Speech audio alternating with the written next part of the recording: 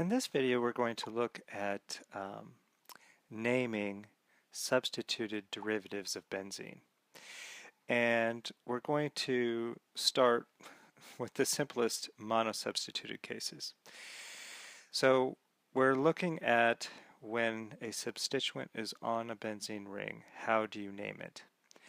And it happens that it's not quite as easy as you might think. And one of the reasons for that is because of the extensive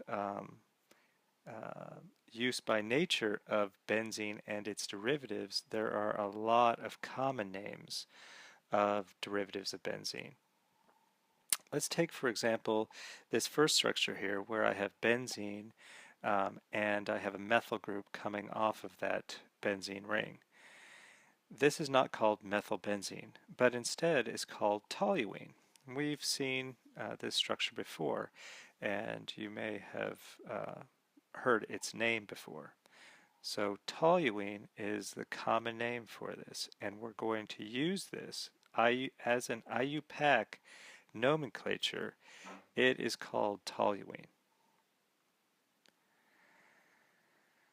Conversely, this doesn't have a common name, but is instead named as a derivative, an ethyl derivative of benzene, namely ethylbenzene.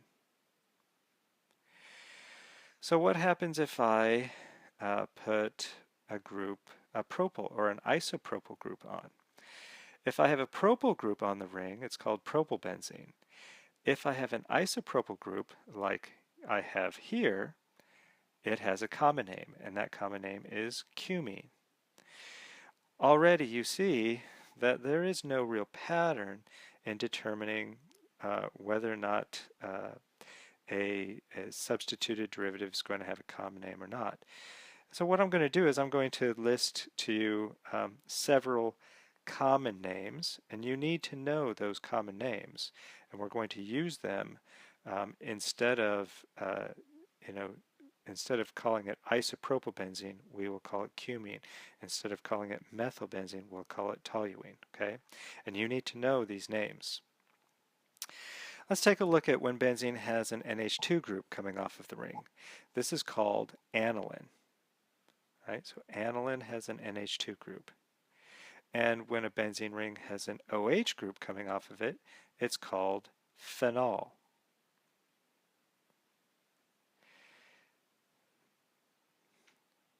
Now, when a benzene ring has a methoxy group coming off of it, it's not called methoxybenzene.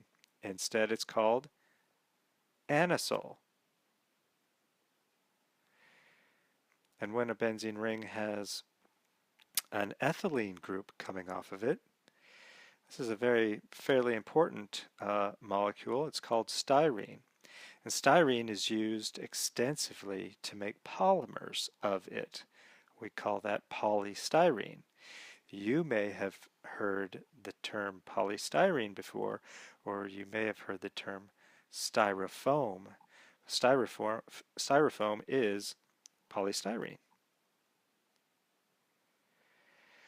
When there's a carboxylic acid group coming off of benzene, this is called benzoic acid.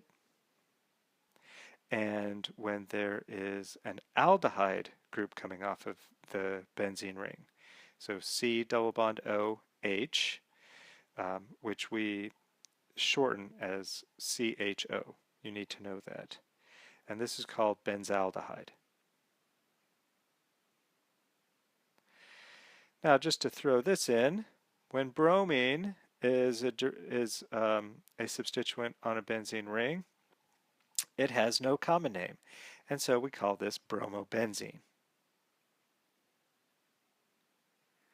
Another thing that you need to be aware of is when benzene is a substituent on a larger structure.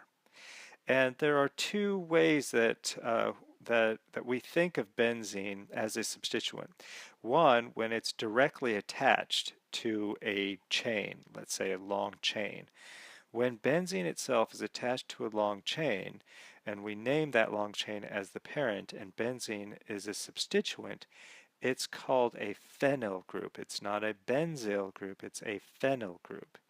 A very common compound that uses this annotation is this right here, right? Benzene is a substituent of benzene. So, and as a matter of fact, we can think of these as being substituents of one another, and we call this biphenyl. The other way that we can think of benzene as a substituent is if there is a methylene group in between the benzene and our long parent chain. And we have learned that carbon, any carbon coming off of a benzene ring, is called a benzylic carbon. And that derives from this particular substituent, where you have a benzene with a CH2 group. It is called a benzyl substituent. And that's where that benzylic terminology comes from. And so we can have situations, right, like this one, where I have a benzyl substituent with a chlorine, and we call this benzyl chloride. Likewise, I can have a benzyl substituent coming off of an alcohol, and so we call this benzyl alcohol.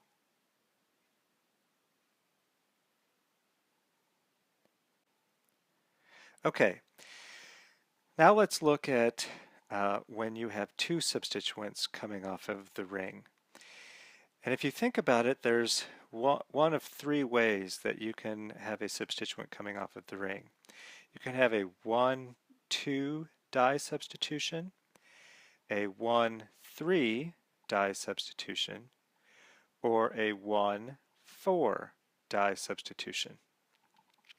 And of course, we can name them as 1, 2, 1, 3, or 1, 4 derivatives, but oftentimes we use a different method.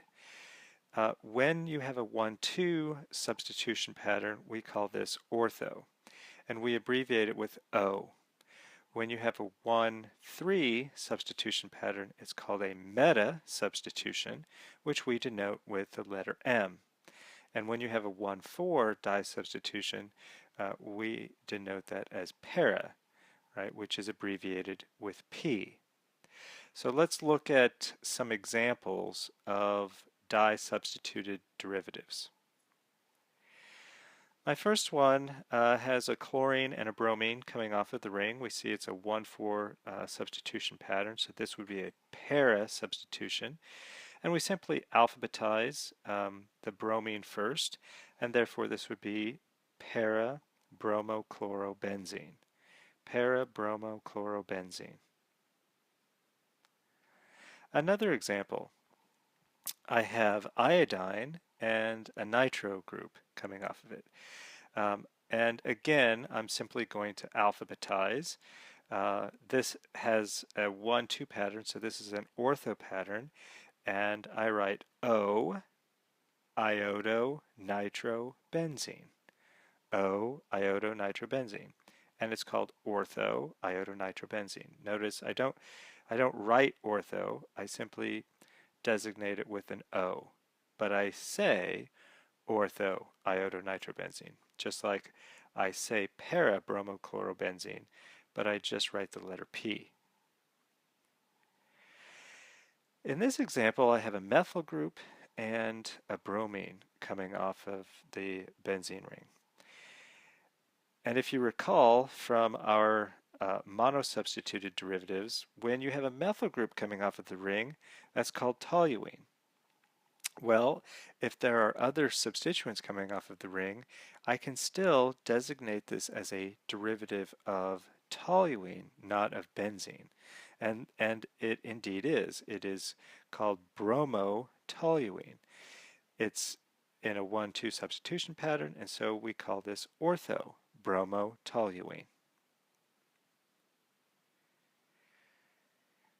Here I have a hydroxy group, OH group coming off, and a nitro group coming off of the ring. Again, when OH is on the ring, that denotes it as a phenol derivative. And therefore this is a nitrophenol. And it's in a 1,3 substitution, and therefore it's called meta-nitrophenol. And this is certainly a nice way of abbreviating names. But again, notice you need to know the common names in order to determine how to name the entire disubstituted benzene derivative. Now, when I have two methyl groups coming off of the ring, this actually gives it a different common name. And that common name is called xylene. And of course, I can have two methyl groups ortho, meta, or para to one another. This particular derivative is called orthoxylene, but I can have metaxylene, I can have paraxylene. And oftentimes these xylenes that are used as common solvents, and you can actually purchase bottles of xylenes, and it's a mixture of ortho, meta, and paraxylene. Something similar happens when you have two hydroxyl groups coming off of the ring. And again, I can have 1, 2, 1, 3, or 1, 4 substitution of these diols. Now, unfortunately, I don't have one common name. Each one of them has its own unique name. The first one is called catechol. The second is called resorcinol. And the 1,4 derivative is called hydroquinone. And the reason for this is because these three types of motifs, structural motifs, are found extensively in nature. Now let's look at when you have multiple substituents on the benzene ring. And in order to account for them, you simply number and name them alphabetically. Makes it a lot easier. So we go away from the ortho, meta, para designation, and we're just going to use numbers. In my first example, I have an ethyl group, a nitro group, and a bromine coming off of the ring. How do I name this? This has a substitution pattern of 1, 2, 3. Now notice I could start the number 1 at ethyl or the number 1 at bromine. And the way that I am going to select is simply based on alphabetical listing. Bromine comes first, so I will designate it, the carbon attached to it, as carbon number 1. So that means bromine has carbon number 1, the nitro's coming off of carbon number 2, the ethyl's coming off of carbon number 3. I still alphabetize all of the substituents, so bromine comes first, then ethyl, then nitro, and I get 1 bromo, 3 ethyl, 2 nitro benzene.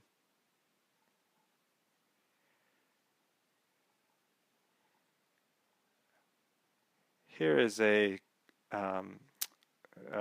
derivative that has 4 substituents coming off of it. Lots of halogens, right? A bromine, a fluorine, and a chlorine, and it has an NH2. Now notice that NH2 gives it a common name, and that common name is aniline. We're going to use aniline as the basis name. Whenever you have a common name, the carbon that has that substituent attached automatically gets the designation of 1. So notice we could number that carbon 1, and I could number the bromine carbon 2, or I could number the fluorine carbon 2. Which way am I going to pick? I'm simply going to pick based on alphabetical listing. Bromine comes before fluorine, and therefore bromine gets designated carbon number 2. The name therefore is 2-bromo, 4-chloro, 6-fluoroaniline. Now let's look at this structure. It has one methyl group coming off, and it has 3 nitro groups coming off of the ring. Of course, the methyl group gives it a common name of toluene, right? And so I have 3 nitro groups coming off of it. One of the nitros is on carbon number 2, one is on carbon number 4, and one is on carbon number 6. I can group them together, and the name of this is 2,4,6 trinitrotoluene. Now you may have heard of this structure before. We typically abbreviate this structure, and the abbreviation for this, if you look closely, you might be able to determine it before I tell you, is TNT, dynamite.